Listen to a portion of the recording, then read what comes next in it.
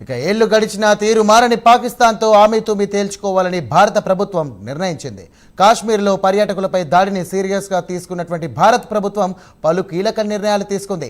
1960 నాటి సింధు జలాల ఒప్పందం అమలును నిలిపివేసింది. ఇక తక్షణమే వాఘా అటారీ సరిహద్దును చెక్ పోస్ట్ను మూసివేయాలని నిర్ణయించింది. పాక్ జాతీయులకు అన్ని రకాల వీసాలను రద్దు చేసింది.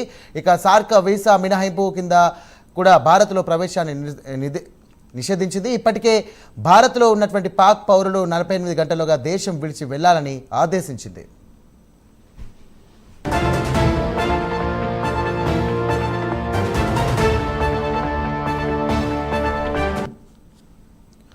మరోవైపు దౌత్యపరమైనటువంటి సంబంధాలపై కూడా ప్రభుత్వం దృష్టికి సారించింది. పాకిస్తాన్ హైకమిషన్లో ఉన్నటువంటి రక్షణ, సైనిక, నౌకాదళ, వైమానిక దళ సలహాదారులందరినీ కూడా అవాంఛిత వ్యక్తులుగా ప్రకటించింది. ఇస్లామాబాద్లో ఉన్నటువంటి భారత హైకమిషన్లోని రక్షణ, సైనిక, నౌకాదళ, వైమానిక సలహాదారులందరినీ కూడా ప్రభుత్వం ఉపసంహరించుకుంది.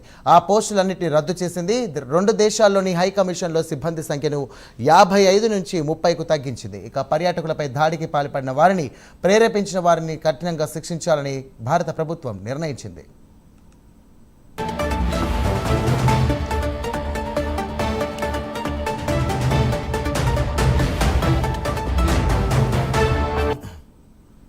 భారత నిర్ణయాలపై పాకిస్తాన్ కూడా ప్రతిస్పందించింది. సింధు జలాలను ఆపేయడం అంటే యుద్ధం ప్రకటించడమేనని పాక్ పేర్కొంది.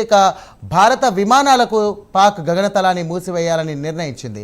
ఏప్రిల్ 30 నుండి ఇస్లామాబాద్లోని భారత హైకమిషన్లో సిబ్బంది సంఖ్యను 30కి తగ్గించనున్నట్లు పాకిస్తాన్ ప్రధాని కార్యాలయం ప్రకటించింది.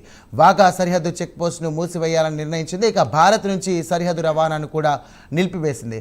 సార్క్ వీసా మినహాయింపు కింద భారతీయులకు ప్రవేశాన్ని నిలిపివేసింది. భారత సరిహద్దుల్లో అప్రమత్తంగా ఉండాలని సైన్యానికి ఆదేశాలు జారీ చేసింది పాకిస్తాన్. మొత్తం మీద భారత్, పాక్ దేశాల మధ్య ప్రస్తుతం యుద్ధానికి ముందు ఉండే పరిస్థితి నెలకొని ఉంది.